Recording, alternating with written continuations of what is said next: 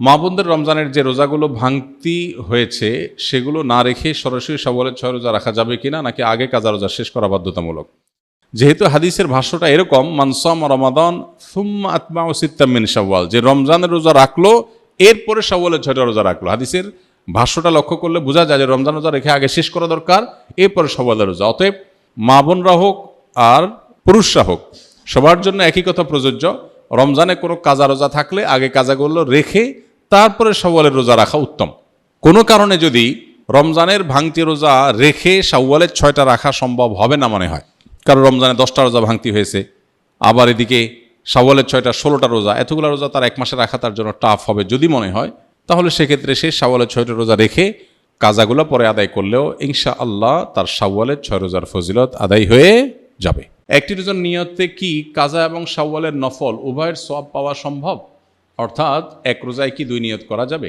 না, এটা আপনি করতে পারবেন না। ফরজ রোজার নিয়ত করলে সেখানে আবার নফলেরটাও নিয়ত করতে পারবেন না, তবে নফলের 2টি একসাথে নিয়ত করতে পারবেন। যেমন সোমবার বৃহস্পতিবার রোজা রাখলেন, চাঁদের 13, 14, 15 রোজা রাখলেন, আবার শাওয়ালের রোজারও নিয়ত করে নিলেন, এখানে ইনক্লুড করতে পারবেন।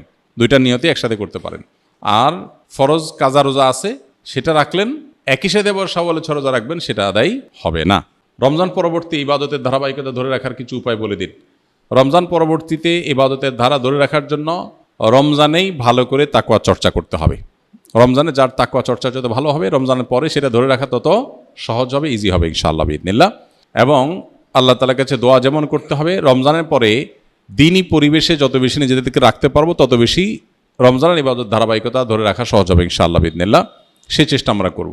রমজানের পরে আরেকটা ইবাদতের মৌসুম আসছে 2 মাস পরেই, সেটা হলো জিলহজের প্রথম দশক, 10 দিনের মৌসুম। এটা 30 দিনের মৌসুম, এটা হলো 10 দিনের মৌসুম।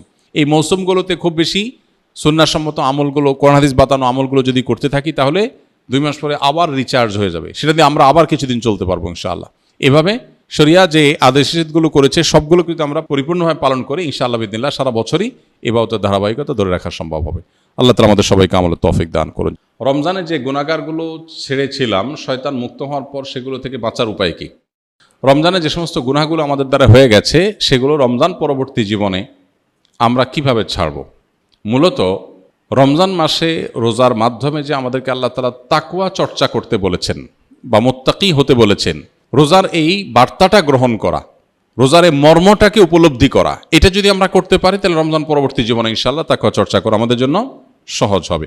আর যদি রোজার মানে শুধুমাত্র সাহারি ইফতার মনে করি আর তাকওয়া চর্চার বিষয়টা না বুঝি, তাহলে সেক্ষেত্রে রমজান পরবর্তী জীবনে আসলে এর কোনো প্রভাব পড়বে না।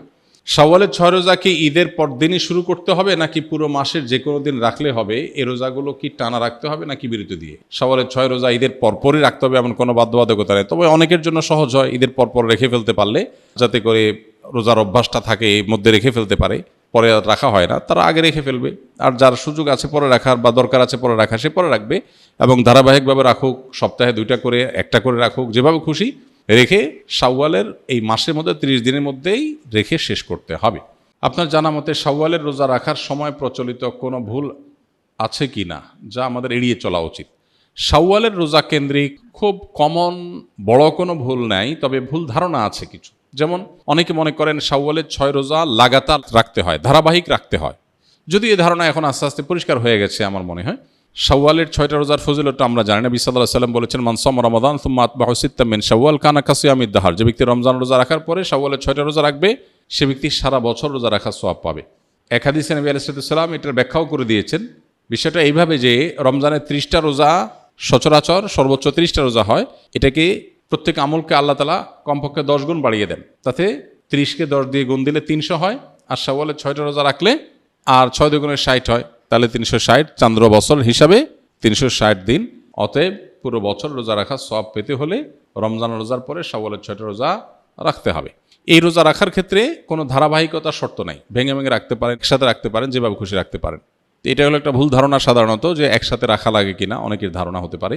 এর বাইরে আর তেমন কোনো মেজর ভুল দেখি না। রমজান রোজা যেভাবে রাখেন সেটাও একইভাবে আপনি রাখবেন, শাওয়াল মাসের মধ্যেই রেখে দিবেন।